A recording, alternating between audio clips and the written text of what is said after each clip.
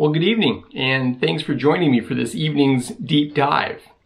I have been cold all day, and so I decided to steal a page from Franklin Delano Roosevelt's practice and have a little fireside chat, because the stove at our house is the warmest place to sit. So we're going to sit here and talk about something that isn't always exciting to talk about. We're going to talk about the budget. But I think it's an important thing for us all to be aware of. You know, Jesus talked about the effect that money has on our affections, our priorities. In Luke 12, he said, "Where your treasure is, there will your heart be also." Money, as I've thought about it, really is often an expression of time, because the way that we earn our money is through the time that we invest in our careers. I started a business 25 years ago and built it from the ground up. And I can assure you that the money that business made was directly the result of a lot of time and energy invested on my part. And giving of that money then becomes really a giving of some of that time and some of that energy. And so if we are living our lives fully for Christ, then yes, we use our gifts, we use our actual time in service, but we also use the money that our time has produced toward His goals, to advance His kingdom. So I think money is an important thing. I think that managing money properly for a church is a really important thing as well. I grew up in the era of televangelists and televangelist scandals. And I remember, even as a young person, how upsetting it was to me to see people that were supposed to be ministers, large religious organizations, that it turned out were really little more than money-making machines, and in several cases, very dishonest money-making machines. That is a terrible black mark on the name of the church. And so one of my goals has always been in ministry that we would use money well, and that we would never be a church that makes raising funds the central part of what we do. The money that comes in should be an outflow of your commitment to walk with Christ, not the result of our pressure tactics to have you give. Having been in business, I know that it takes a lot of effort to make things go. And whatever people give, that is out of their hard work, their life savings, and we need to treat that carefully. And so to me, that is a very important thing. You'll see the way we deal with money even when people come into our church. People are surprised often when they come to an in-person service that we don't take up an offering. Now, we have offering boxes there for sure, and there are ways that you can give online, but we have chosen not to pass a plate, so that when new folks come to join us, that's not the first thing they're presented with. The first thing we want people to hear is the gospel, that God loves them, that Jesus died for them, and that He offers them a new life. And that's the most important thing. But part of what makes the ministry of DCC go forward are your gifts and offerings. And to use those well, we go through the budgeting process. And so tonight, I want to give you just a little overview and have some guests help me with that as to how the budget works and what our goal is for 2021. Now, as far as the role that staff plays, the staff works with our various team leaders to project what we want to do in ministry in the year ahead and what we think the costs are going to be. And then we develop that initial budget. It goes through our finance team. They review it, fine-tune it, and then it goes to our elder board, who gives their final approval. And so that's kind of the process as to how the budget comes to be. Then month to month, I review it with our staff, and we take a look to see how are we doing. If we're 25% of the way through the year and a particular line item has already used up 75% of its budget, that could be a problem. Not always, because many ministries, for instance, children's ministry, they will buy all of their curriculum for the year in January. So it makes perfect sense that they might use a majority of their curriculum budget right off the get-go. But we try to watch that month to month to be sure that we are managing money well. Of course, the other thing we look at is not just the budget, but what are the actual gifts and offerings that have come in. Because it doesn't matter what kind of budget goal we've sent. What really matters at the end of the day is how much was received versus how much we spent. Now, in doing that, I just want you to know that pastors do not know who gives how much. I know what the total giving number is for the church, but I don't know what individuals give. And that is both by choice and by policy, because we don't ever want our ministry to be influenced by who we think is a big giver or someone who can't give as much or maybe is not able to give at all. So I know what the big number is, but we don't look at the individuals. There are people, our bookkeeper that knows that kind of information because we need it to send you out the right tax forms. But for us as staff, we don't know that. What I've decided to do this evening to give you a big picture of how our finances are put together is ask Cory Meyer to spend a few minutes with us here on a Zoom call. Cory is one of our elders. He is also our treasurer on our elder board, and he's a CPA. So let's talk to Cory for a minute. Well, Cory, thanks for joining us for a bit this evening. Why don't you tell everyone just a little bit about yourself? Hey, thanks for having me. I'm Cory Meyer. I'm one of the elders at DCC. I'm also the treasurer forever and will never be allowed to leave that position. I'm a CPA in town. I've been a CPA for 20 years now, so numbers are my thing. This is what I do. Okay. In terms of the financial structure of DCC, the big pieces of where we put our money, talk about maybe our general giving versus special gift, that kind of thing. What should people know about that? So we use what's called fund accounting, and it's probably more than you want to know, but we separate all the money that's given into these separate funds, if you will. Not separate bank accounts, but we have more than one bank account, but if you picture it as like one big bank account, it's sliced up in these little pie pieces. And we've allocated those funds to certain areas of ministry. We have special funds. We've got probably 50 or so special funds, and they range from heat pump upgrade, youth fund, there's employee related stuff, some continuing education for the pastors, all kinds of stuff that we've got in there. So one of the funds is the general fund. That is where all general church giving goes to start with. And that's where we spend money for day-to-day operations of the church. That's where payroll comes from. It's where the utilities get paid from. All that normal operating expenses that we have. The special funds, we use those for special purposes.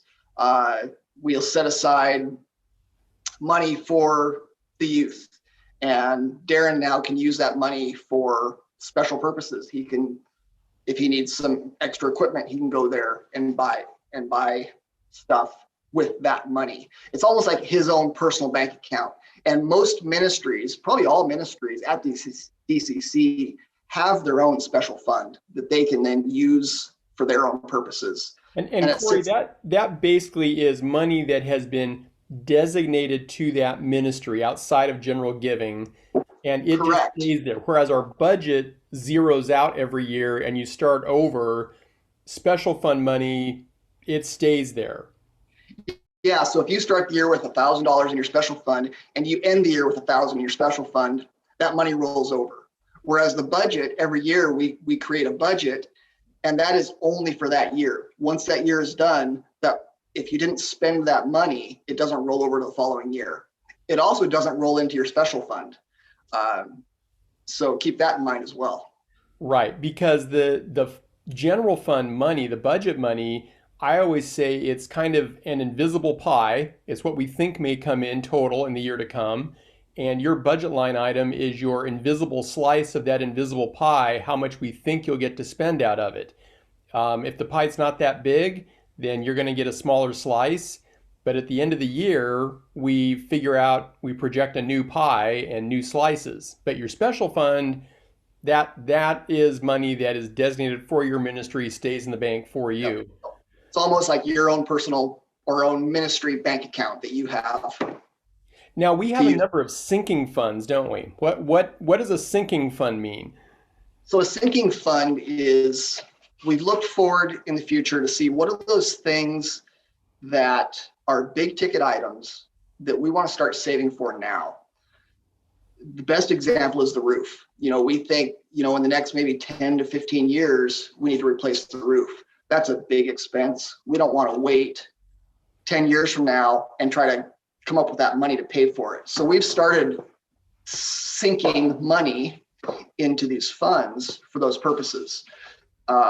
We've got, I mentioned the heat pump. We did the van. We still have a van fund for, 5 to 7 years from now when we replace another van. And we've been doing that for probably the last 5 or 6 years now, and it's really worked well. It's kind of smoothed out some of the bumps in the road when we have these big expenses pop up. Yeah, it's why people don't hear us do a lot of emergency requests for money, because we've tried to plan ahead for those things. And yes. And then, of course, in our special funds, we have things like estate gifts too. We've received several estate gifts. Talk a bit about what that does for us. So when somebody passes, they may leave DCC a chunk of money out of their will, out of their estate, and that goes to this estate fund. The elders have set that estate fund aside to do some special projects, if you will. We don't include it in the general fund. It's not, we don't use that money for operational expenses. This year, that money has allowed us really to respond quickly to this new way of doing church. We've been able to build a studio at DCC, buy a bunch of new equipment to handle this, and it's really been a blessing to have that money available for those kind of projects. That we don't have to go back to the budget and say, okay, what are we going to cut to make this happen? Right. Yeah, that's made all the difference. The other thing it might be good for people to know is the finance team, you set a goal for us several years ago to keep some reserves on hand. Maybe talk just a bit about our reserves. So for as long as I've been on the board, actually, on the finance committee, we've had reserves set aside just to cover a rainy day. We like to keep a couple months worth in this special fund that we don't touch. We touched it back in, what is that, 07, 08, I think, back in there. We depleted that. We were running a tight ship back then, but we've not touched it. It might have been earlier than that. It might have been 01 or 02 when we used it, but we've really not touched it since then. We've done okay, but that's, it's available if we need it. We haven't come close to needing it for quite some time. We're really in a good position right now. Okay, so let me ask you the question that everybody wants to know from their CPA. We all want you to pull out your crystal ball for us. One of the reasons we've held on to some extra reserves this year is we're thinking, wow, what's going to happen in 2021? And Cory, I know that you know what's going to happen in 2021. What's it going to be? I charge a lot of money for that answer, so you can call me at the office and I'll get you in for a meeting.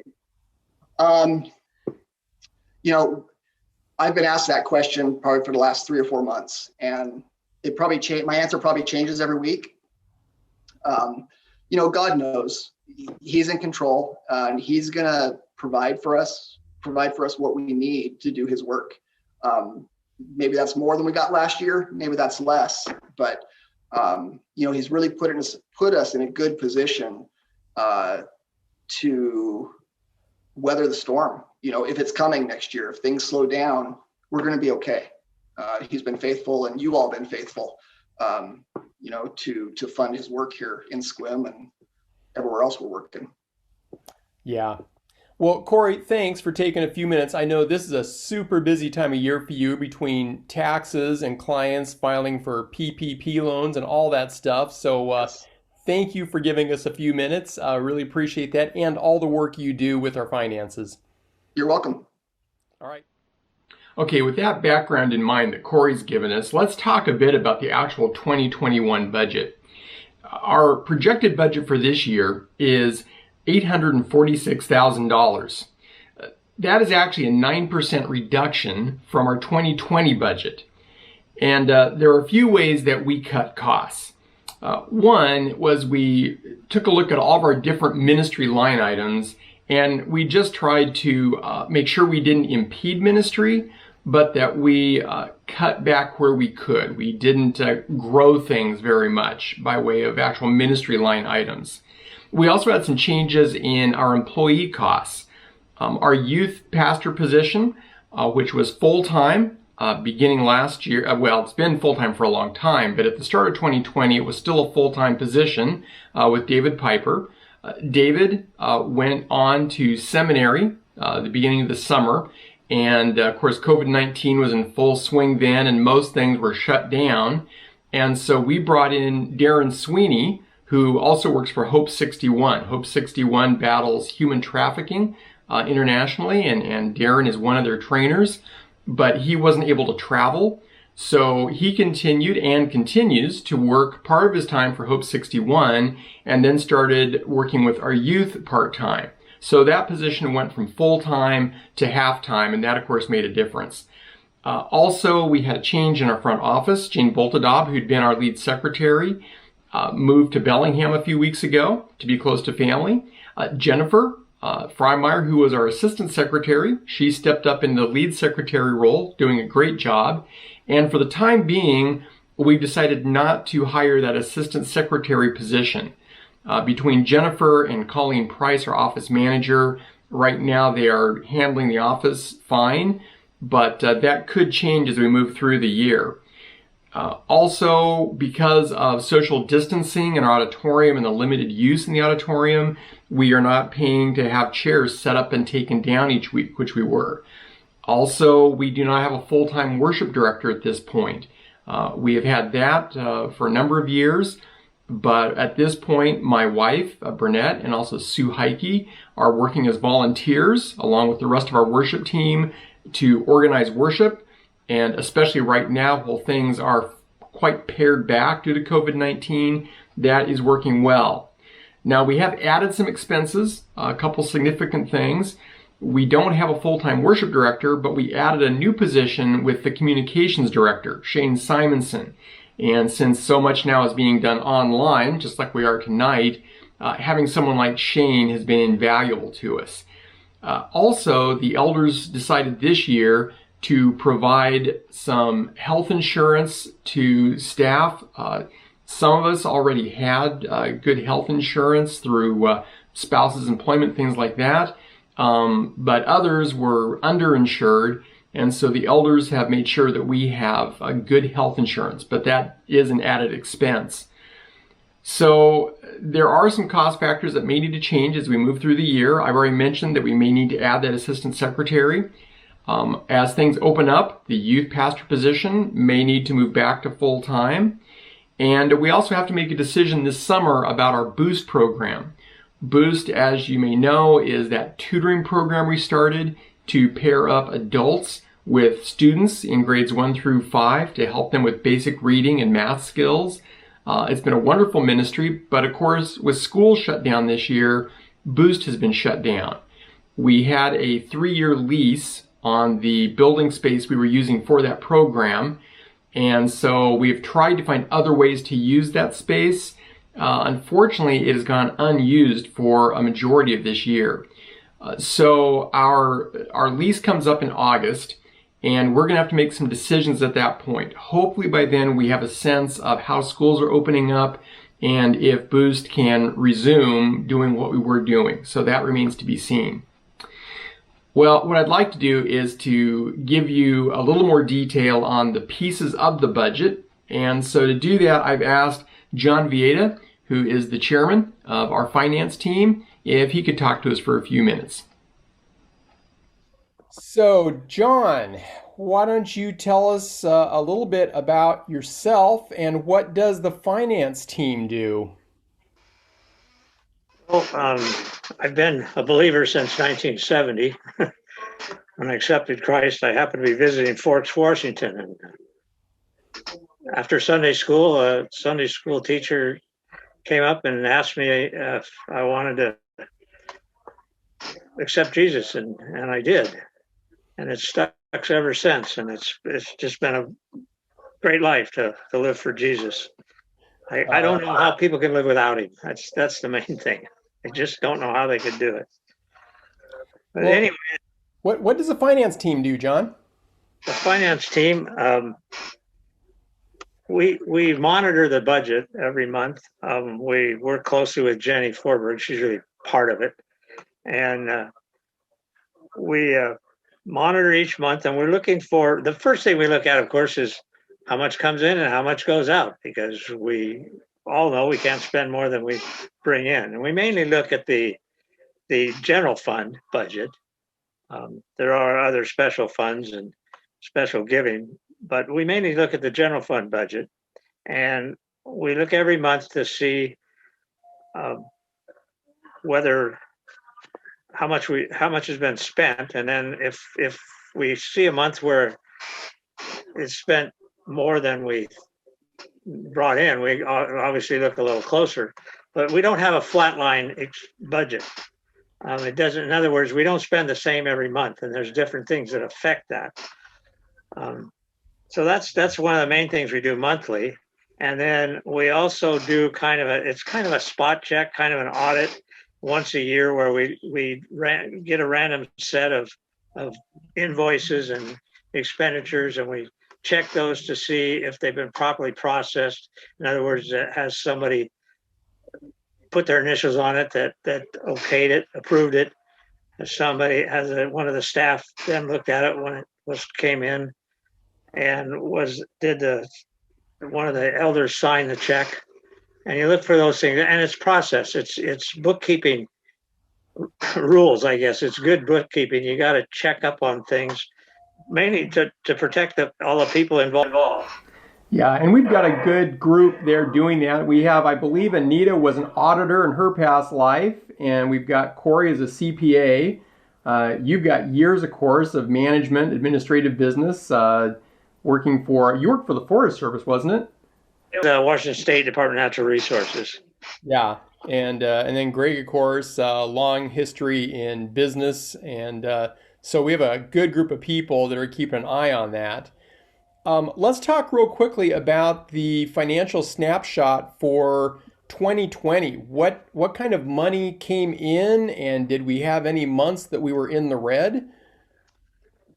Yeah, the Lord really blessed us this year. I mean, we didn't know, like everybody else, when the COVID thing started, we didn't know what was going to happen with the church's finances. But God was so good. I mean, He has obviously blessed us all, because the amount that came in was more than last year, and it was about almost $900,000. And our expenditures were only about $816,000. Right. Yeah. So we actually ended up with this surplus, didn't we? Yes, we ended up with some money. We did have 3 months this year that we actually brought in less than we spent. And actually, looking back at last year, there was actually 6 months that we brought in less than we had spent. But God is good. Yeah. It's really Now, the only way you can say it, when we had enough to continue to operate, and it's just all. John, maybe talk for just a minute about the difference between the proposed budget and then the actual budgeted expenditures, because we did come in with a surplus in terms of actual expenditures versus actual giving, but that's a little different than what our proposed budget was, wasn't it? Yeah, I think our proposed budget was a little higher. than what we actually did. But that's the process that we do all year. We watch it. Pastor Tim is. Oh, I'm always impressed at how much you watch the budget and talk to the people that work directly for you about the budget, and I'm sure the elders they keep track of it. So there's a lot of people looking at it and trying to make sure, and we make adjustments along the way if we have to, so that we don't overspend. Even if a budget is just an estimate of what you think you're going to be able to do, but then you've got 12 months you need to watch it. Yeah, and of course, 2020 was such a difficult year because nothing went the way we thought it was going to. And about halfway through the year, I looked at the staff and I said, the month-to-month line item monitoring, we just kind of have to start over from scratch because none of the line items match up the way this year is going. And we tried to be as conservative as we could, which is why I think we ended up with that little surplus. If we'd spent everything we projected, we would have actually had a small deficit of $33,000. But that's true almost every year, that the actual expenditures come in a little below the projected. And although our giving is a little below, we never spend more than we have. So we're very grateful for that. Maybe we could talk a little bit about the 2021 budget and just kind of take that big number that we have proposed for this year and break it down into its various pieces. So, John, how would you break it down? We looked at it and we have each department submit a number to Jenny to build the budget, and then we go through it. The elders look at it. Pastor Tim looks at it. We meet and discuss what needs to be done, and we actually made some cuts this year compared to what was put in by all the departments. And I think there was kind of a thorough look at things, and we wanted to be a little extra conservative based on the fact that we're still in this shutdown type thing. And so we're just being a little careful, and we did some things to make some cuts. In terms of our operations, just kind of the overall physical plant, operation expenses, insurance, things like that, about how much of our budget goes into that? Well, we have about 21% of our budget, for operations. And I guess that's just taking care of the facilities and all the lights and all those things. And that compares to nationwide. We looked at some statistics just to kind of see where we are and see if we're not so much to compare ourselves to somebody else, but to see if the things we're doing kind of line up with some sort of logic. You said that we looked at those studies, and I looked at those too. The nationwide study in terms of operations, I think it gave a range of around, was it 20 to 40% that churches spend on operations, and we're right at 21. Yeah, that's what the same numbers that I found too, and I think that's good. We need to know that range, and I think that's just good stewardship. Yeah. Now, staffing is a big one. I mean, how much of our budget is spent on staffing? It's 57%, and nationwide we're at 57 to 60. So we're right in that ballpark. Okay. And I mean, and I think that's true in business. It's in government. It's the same way. Staffing is always one of your biggest expenses, but what's your most valuable thing? Your people. So it makes sense. And the expectations that we place on our pastors and our staff, I think we should be close to the norm because we have good staff. We should be paying them for what they do, and they do a lot. Well, and this church takes good care of its staff. Something else that I want to mention that makes a real difference in our budget is the fact that we are debt-free. And so where many churches are carrying 20 to 30% of their budget in servicing debt, we don't service any debt on our buildings. No debt on anything. So that's a real blessing. Now, what about in-house ministries, which would be youth ministries, women's, men's ministries, all those things that are for DCC itself? About how much are we spending on that? Well, it's about 60,000, but I didn't think I got the percentages on that one. Okay. Um, Now, that number doesn't reflect everything, though, does it? Because there are a lot of the activities that ministries do during the year that I guess we'd call them user fees. People buy their own study books or they pay a fee to go to something. So that 60,000 is really kind of the seed money for the ministries within the church, but there's other money that supplements that, right? yeah, all these, usually if the kids are going to go to camp or something, they try to raise money or people generously give, and that would be above and beyond this general fund budget that we're talking about. And people are generous to our young folks. And so, yes, there is more than just that 60,000. It's probably way, probably double that or more, way more probably. I think you're right. Now, the other one that matters a lot to us is our outreach. And this includes both local outreach into our community as well as global outreach. We talk about mission, global mission. And what are we spending on outreach? Well, it's 14% of our budget, and we have a goal. I think we have kind of a goal to stay at above 10. That 10 is kind of a minimum, and we just over time that seems where God has led us. But it always feels good that we're over that 10, and nationwide it's about 10 to 20% of the churches what their income is, and I think it's important that we support missions both right around the corner and across the world, the global outreach and the local outreach. It's good that we have both things going on. And that's another one where the amount we have budgeted doesn't really represent all that we do. You look at our special projects like Advent Conspiracy. I mean, Advent Conspiracy raised $47,000. That was completely over and above any budgeted monies. We have short-term missions that also play into that. So there's a lot more money that we are giving to ministry beyond just what the budget demonstrates, isn't there? Well, that is certainly true, and it's just a blessing to see. I think as a congregation, we depend on God, and we know it's His money. And sometimes I think for myself, all He really asks for back is 10% of His money, and He lets you keep 90%. I mean, those are kind of simple numbers, but you look at that and you go, wow.